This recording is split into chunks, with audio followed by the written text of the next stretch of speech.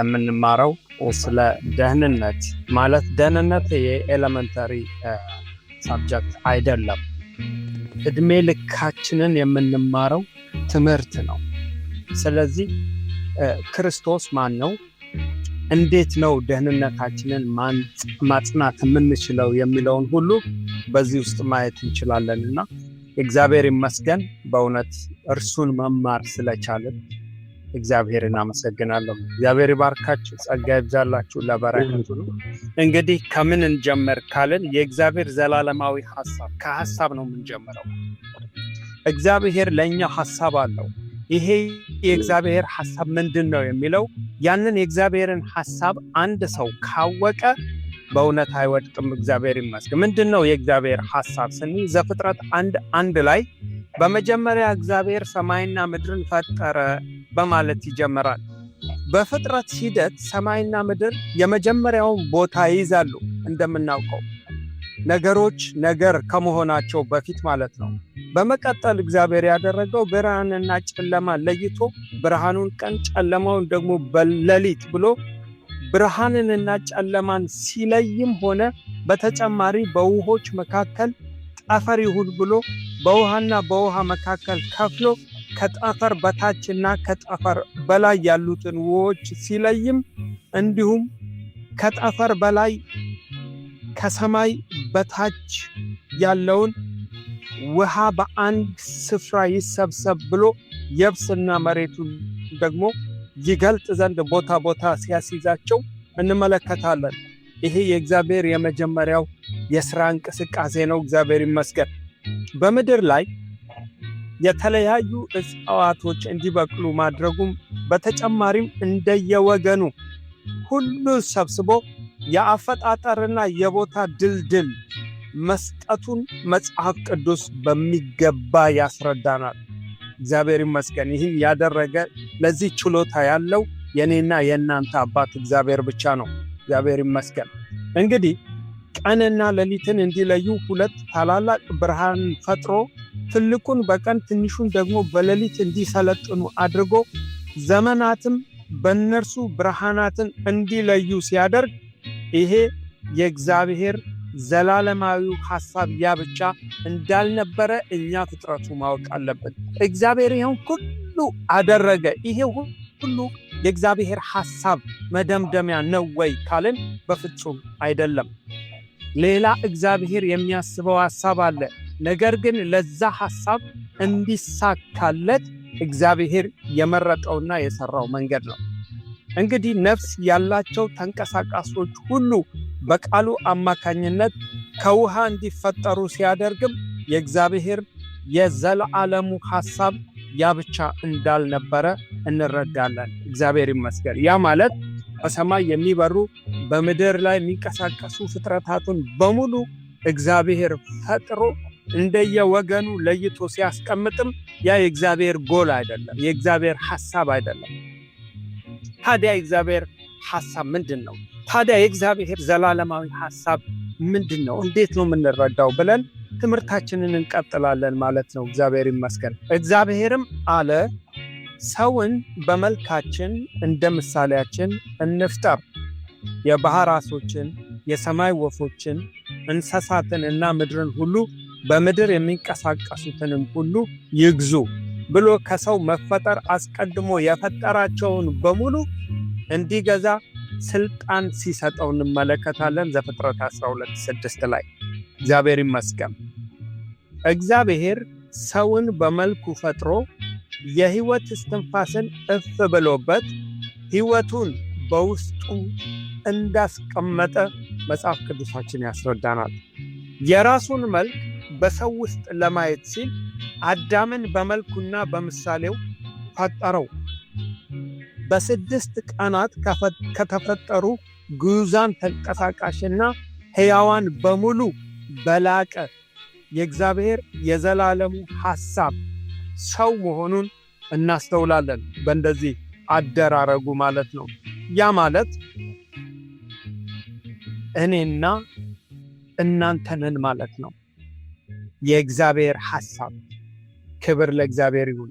የእግዚአብሔር ዘላለማዊ ዕቅድ እኛን አስቦ ነው ሰማይንም ምድርንም ፀሐይንም ጨረቃንም ከዋክብትንም በውስጡ ያሉትንም በሙሉ የፈጠረው እኛን አስቦ ነው። ደስ አይልም ወገኖቼ? ከማንም ከምንም በላይ እኛ እንበልጣለን። የደህንነት መጀመሪያ ይሄን ማወቅ ነው። ማንም ቦታ ባይሰጠን ሰማይና ምድርን የፈጠረ ጌታ ሰማይና ምድርን ለኔና ለእናንተ ሲል የፈጠረው። ሃሌሉያ! እግዚአብሔር ይመስገን። ተስፋን ያድሳል ወገኖቼ። እንግዲህ እግዚአብሔር በቅድመ ዕውቀቱ ወስኖ የፈጠረውንና በክርስቶስ ዳግም የወለደን ልጁን ክርስቶስን እንድንመስል ነው። እንግዲህ እግዚአብሔር እኛን ዋናና አንደኛ አጀንዳ አድርጎ ሌሎች ፍጥረቶችን ለኛ ብሎ ፈጥሮ ይሄን ያህል ከሰው ጋር አታችመንቱ የጠበቀ እንዲሆን ያደረገበት ዋና ዓላማ አለው። እኛ የተፈጠርንበት ዋና ግብ አለው፣ ዴስቲኒ አለው። እርሱ ምንድነው ካልን ፈጠረን። አዎ ፈጠረን፣ እግዚአብሔር ይመስገን። ግን ለምን ፈጠረን? ልጁን ኢየሱስን እንድንመስል ፈጠረን። ከዚህ ውጭ እኔና እናንተ አልተፈጠርንም። የተፈጠርነው ልጁን ክርስቶስ ኢየሱስን እንድንመስል ነው። እግዚአብሔር ይመስገን። እንግዲህ ብሪጅዌይ ባይብል ዲክሽነሪ አዳም ስለሚለው ቃል አመጣጥና ትርጉም ሲናገር እንግሊዘኛውን ትቼ የአማርኛውን ልበለው። ዘፍጥረት 2:7 ላይ እንደዚህ ይለዋል። በሌላ አነጋገር አዳም የሚለው ቃል በዕብራይስጥ የመጀመሪያውን ሰው ግለሰብንና በአጠቃላይ የሰው ዘርን የሚያመለክት ሲሆን አዳም ማለት ነው። የቃሉ መሰረት ቀይ አፈር ማለት ነው ይላል። ቃሉ እግዚአብሔር አዳምን ከምድር አፈር እንዳበጀው ለማስረዳት ጥቅም ላይ መዋሉን ያሳያል በማለት ዲክሽነሪው ያብራራዋል። እንግዲህ እኔንና እናንተን እግዚአብሔር እንዴት እንደተጠበበብን ሲያሳይ አዳም የሚለው እኛን ሁሉ አጠቃሎ መጥራቱ እንደሆነ ሲያሳይ የተገኘ ነው። ደግሞ ከምድር አፈር ከቀይ አፈር እንደሆነ ያስቀምጠዋል ማለት ነው። እግዚአብሔር ዘላለማዊ ሐሳብ ወይም አጀንዳ የሆነው ሰው ነው ብለናል። ሰው ነው። እግዚአብሔር ይመስገን። የእግዚአብሔርን ትእዛዝ በመተላለፍ ከእግዚአብሔር ፕሮግራም በመውጣት በምትኩ የሰይጣንን አለመታዘዝ ወደ ሕይወቱ አስገብቶ እግዚአብሔር ለእርሱ ያለውን ዘላለማዊ ሐሳብ ይሄ ሰው አበላሸ። እንደምናውቀው ማለት ነው። ደህንነት ለምን አስፈለገን የሚለው እንዴት እንደተበላሸና የተበላሸውን እንዴት አድርጎ እንደገና ወደ ሕያውነት እንደመለሰው የግድ ማወቅ አለብን ማለት ነው። ስለዚህ የእግዚአብሔር ዘላለማዊ ፕሮግራም አለ። በዚህ ዘላለማዊ ፕሮግራም የተፈጠሩት በሙሉ የእግዚአብሔርን አጀንዳና ፕሮግራም ለማሳካት ለሰው እንደተፈጠሩ ተመልክተናል። ሰው ደግሞ አንድ አሳይመንት ተሰጥቶታል። የተሰጠው አሳይመንት በሕይወት ዘመኑ ክርስቶስን እየመሰለ እንዲኖር ማለት ነው። በዚህ ፕሮግራም ላይ እግዚአብሔር እያለ ሰው ግን በመሃል ሰይጣን ጣልቃ በመግባቱ የእግዚአብሔርን ይህንን ሐሳብ ሲያቆም እንመለከታለን። በዚህም ምክንያት ከእግዚአብሔር ተለያይቶ አዳም ክፉንና ደጉን ከምታስታውቀው ዛፍ ሲበላ ወዲያውኑ የሥጋን ሞት ሲሞታ እንመለከተው። የእግዚአብሔር ሕልውና ግን በሙላት ከሚገኝበት ከኤደን ገነት ተባሮ በመውጣት የመንፈስን ሞት እንደተከናነበ እንመለከታለን። እግዚአብሔር ለምን በክርስቶስ አዳነን? ወገኖች ይህንን ጥያቄ መመለስ መቻል አለብን። እግዚአብሔር ዓይኑን ለምን እኛ ላይ ጣለ? እኛ ምን እንድንሆንለት እግዚአብሔር ይፈልጋል? መልስ ሊያገኙ የሚገባቸው ጥያቄዎች ናቸው። እንዲህ አይነት ጥያቄዎችን ካልጠየቀ አእምሮአችን መልስ ልናገኝ አንችልም። ዋይ ለምን? እግዚአብሔር ይመስገን። እንግዲህ ሰው በራሱ ሐሳብና በሰይጣን ተጽዕኖ ወይንም ሸንጋይነት ከእግዚአብሔር ፕሮግራም እንደወጣ አይተናል።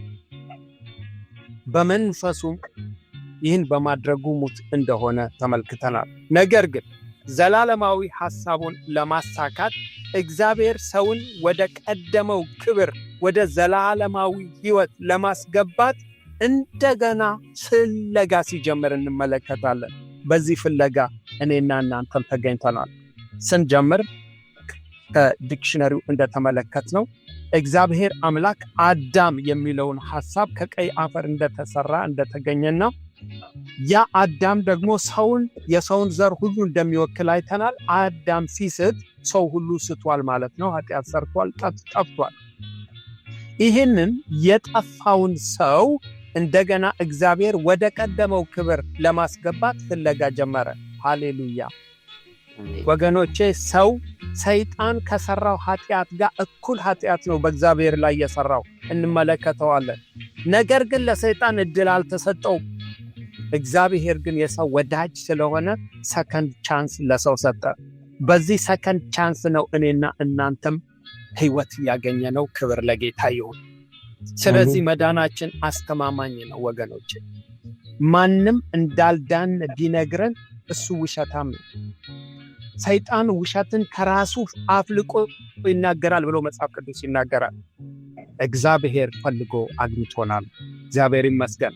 ቃሉ ስለዚህ ሲናገር እንደዚህ ይላል፣ ፍለጋ የሌለውን የክርስቶስን ባለጠግነት ለአሕዛብ ሰብክ ዘንድ ሁሉንም በፈጠረው በእግዚአብሔር ከዘላለም የተሰወረው የምስጢር ሥርዓት ምን እንደሆነ ለሁሉ እገልጥ ዘንድ ይህ ጸጋ ከቅዱሳን ሁሉ ይልቅ ለማን ስለኔ ተሰጠ። ብዙ ልዩ ልዩ የእግዚአብሔር ጥበብ አሁን በቤተ ክርስቲያን በኩል በሰማያዊ ስፍራ ውስጥ ላሉት አለቆችና ሥልጣናት ትታወቅ ዘንድ ይህም በክርስቶስ ኢየሱስ በጌታችን የፈጸመው የዘላለም ሐሳብ ነበረ ይላል። ሃሌሉያ። በክርስቶስ ኢየሱስ የፈጸመው ሐሳብ ዓለም ከመፈጠሩ በፊት ሰውን በክርስቶስ ለማዳን ያሰበው የእግዚአብሔር የሐሳብ ፕሮግራም ነበረ ብሎ መጽሐፍ ቅዱስ ይናገራል። ኤፌሶን 3 ከ9-11 ሃሌሉያ አሜን። ሰው ይህ የእግዚአብሔር ዕቅድ ካልገባው ወገኖቼ፣ አማኝም ሆኖ ማለት ነው፣ የእግዚአብሔር ፕሮግራም የእግዚአብሔር ሐሳብ ካልገባው በቤተ ክርስቲያን ለብዙ ዘመን እየኖረ በጌታ ላይሆን ይችላል።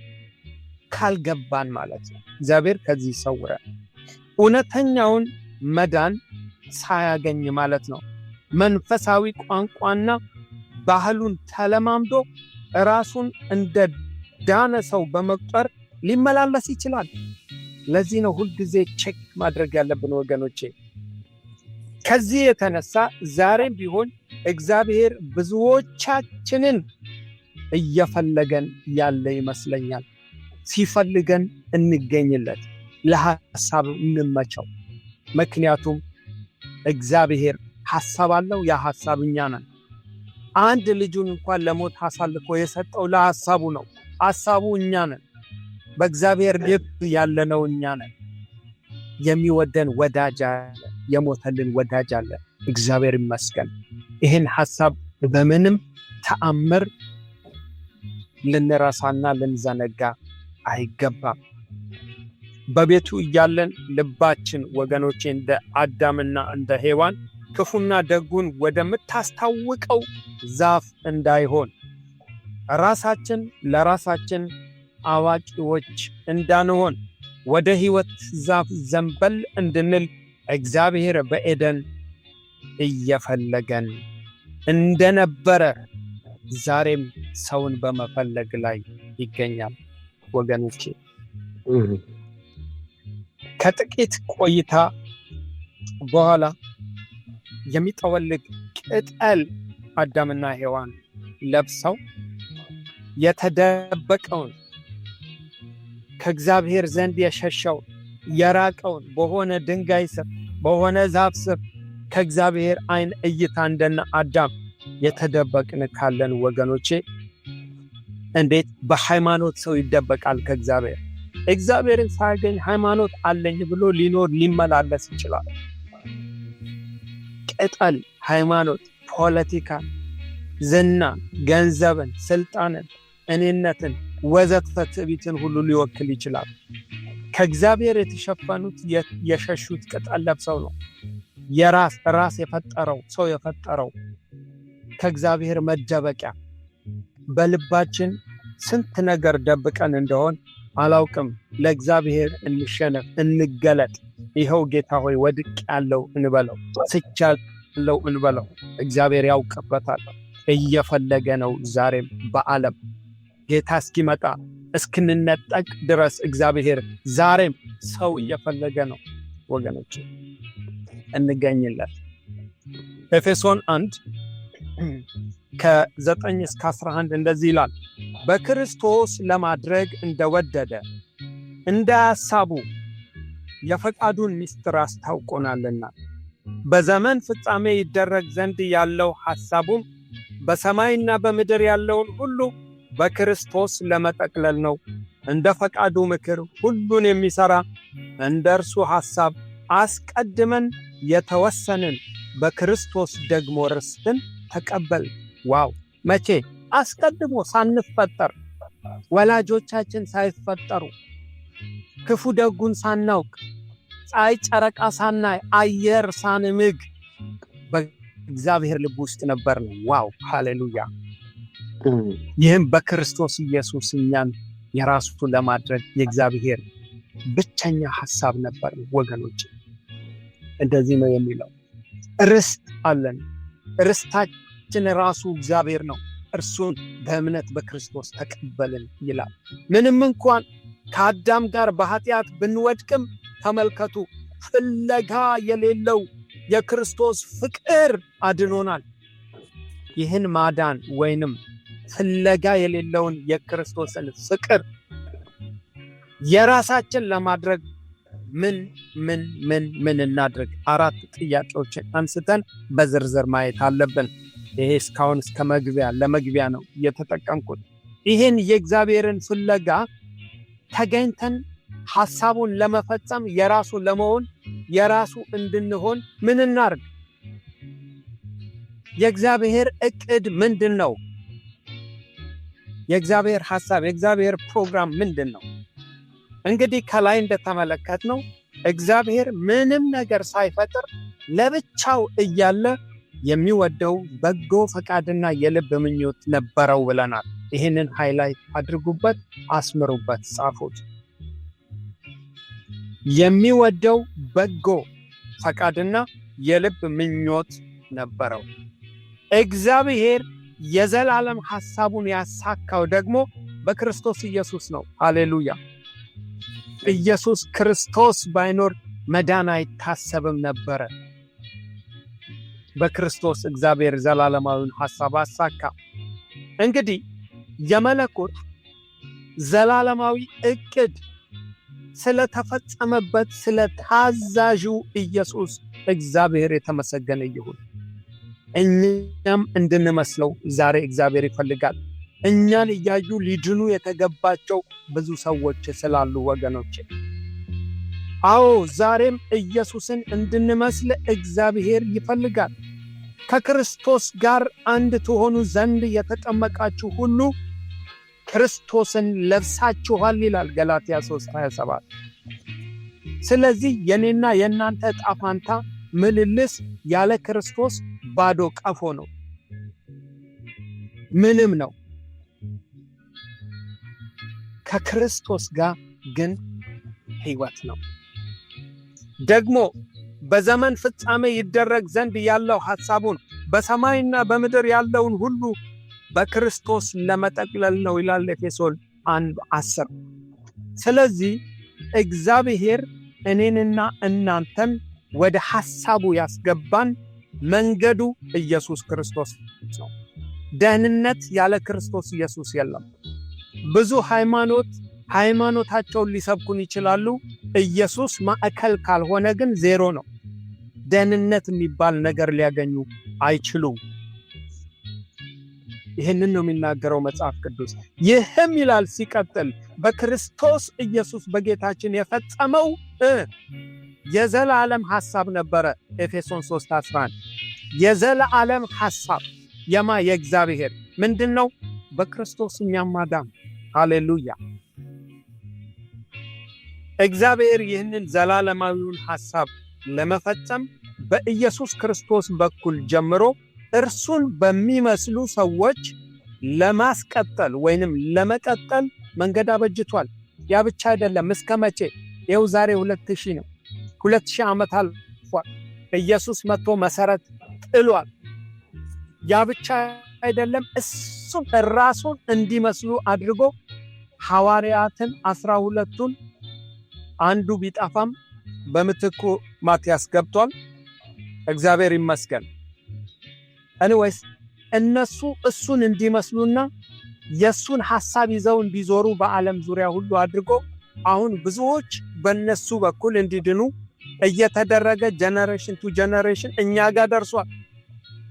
እኛም ደግሞ ንጥቀት እስኪሆን ድረስ ኢየሱስ ዳግም እስኪመጣ ድረስ ይህን ተልእኮ እጃችን ላይ ያለውን የመዳን የእግዚአብሔርን ሐሳብ ይዘን እንድንሄድ እግዚአብሔር ይፈልጋል። ለዚህ ነው የተፈጠርነው። እግዚአብሔር ይመስገን። ለእናንተ ስለተሰጠኝ ስለ እግዚአብሔር ጸጋ መጋቢነት በእርግጥ ሰምታችኋል ይላል ኤፌሶን 3:2 ላይ ሰምታችኋል። ወደ መቄዶንያ በሄድኩ ጊዜ አንዳንዶች ልዩ ትምህርትን እንዳያስተምሩና ወደ ተረት መጨረሻም ወደ ሌለው ወደ ትውልድ ታሪክ እንዳያደምጡ ልታዛቸው በኤፌሶን ትቀመጥ ዘንድ ለመንኩ ይላል። ስለዚህ ከዚህ ሕይወት የሚያረቁ ብዙ ነገሮች አሉ። ተረቶች አሉ። የአሮጊቶች ወግ አሉ። ይህንን እንድታስቆም በኤፌሶን ቤተክርስቲያን ተቀመጥ ብሎ ሐዋርያው ልጁን ሲያስቀምጥ ሲመክር እንመለከታለን። እግዚአብሔር የተመሰገነ ይሁን። ለመንኩ።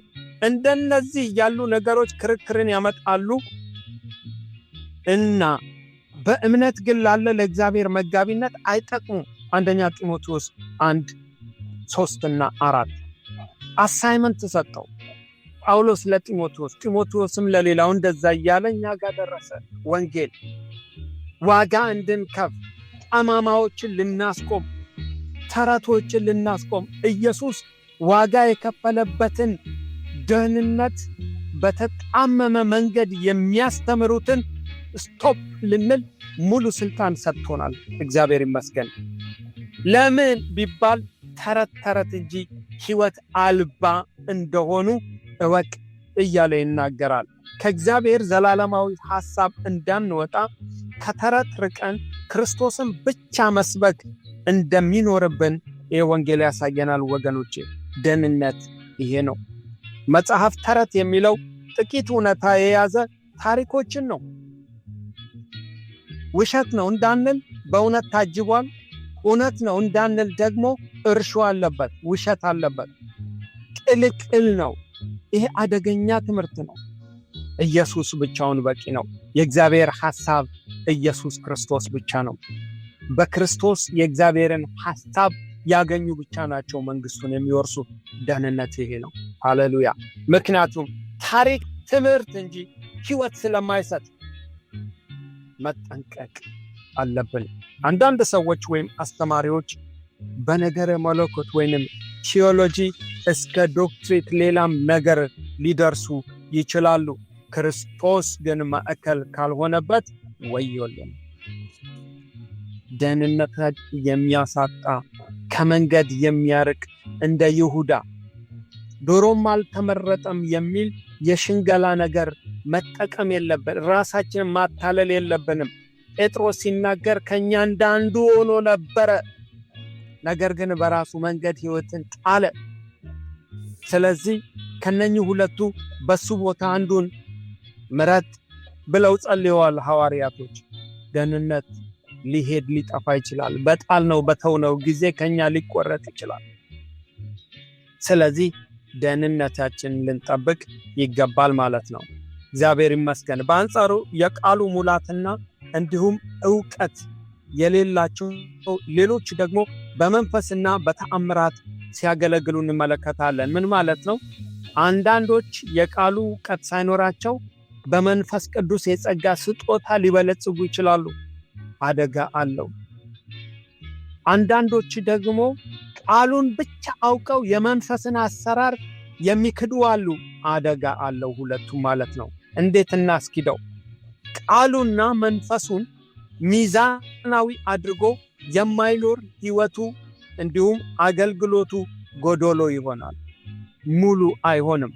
አንዱ ያለ አንዱ ባህር የማያሻግር ይሆናል። ከመጽሐፍ ቅዱስ መረዳት እንችላለን ይህንን እውነት። በጣም አደገኛ የሚሆነው ግን ቃሉን ወይም መንፈሱን ብቻ ይዘን መሄድ ከጀመርን ነው። አንዳቸው በአንዳቸው ላይ ትችትን መሰንዘር ትልቅ ጥፋት ነው። ቃሉንና መንፈሱን ሁለቱንም ጎን ለጎን በሁለቱም ጥልቅ ዕውቀትና ጥማት ሊኖረን ይገባል። አንዱ በሌላው ጸጋ መጠቀም ይኖርበታል። በእናቴ እኔ፣ በእህቴ እኔ፣ በእኔ እናንተ እየተጠቀምን እንዳለን ማለት ነው። ይሄ ካልሆነ ግን የአይን በአፍንጫ ላይ እንደመነሳት ይሆናል። አይናችሁን ሲያማችሁ መነጽር ታዞ መነጽራችሁን የሚሸከም አፍንጫና ጆሮ ነው። ትብብራቸውን ተመልከቱ። እያንዳንዳችን ልክ እንደዚህ ነን። አንዱ ሲወድቅ አንዱ ለአንዱ መነሳት ምክንያት እንድንሆን እግዚአብሔር ይፈልጋል። የዚህ አይነት ልዩነት በሐዋርያት ዘመንም ነበረ ወገኖቼ። እነሱ ምን አደረጉ ቢባል ጥላቻውን ቀዳዳውን በመድፈም አሸንፈውታል። እኛ ጋር ሲደርስ ግን ችግር ሊያሸንፈን አይገባም። ችግር ሊመጣ ይችላል፣ ግን እናክመው፣ ከነሱ እንማር እንጂ ጸረ ወንጌል እንዳንሆን እግዚአብሔር ይርዳን። እግዚአብሔር የተመሰገነ ይሁን። ጌታ በነገር ሁሉ ይባርካችሁ። አሁን ምን ትሰራላችሁ የሚለውን አብረን የምንወያይበት ይሆናል። ይህንን የዛሬ ሳምንት ደግሞ እንደ ጌታ ፍቃድ እንቀጥላለን። ምን ቀረላችሁ? ምን ተማራችሁ? ወይንም ጥያቄ ካላችሁ ጥያቄ እንድታነሱና ያንን እንድንወያይ እድል ሰጣችኋለሁ። እግዚአብሔር ይባርካችሁ።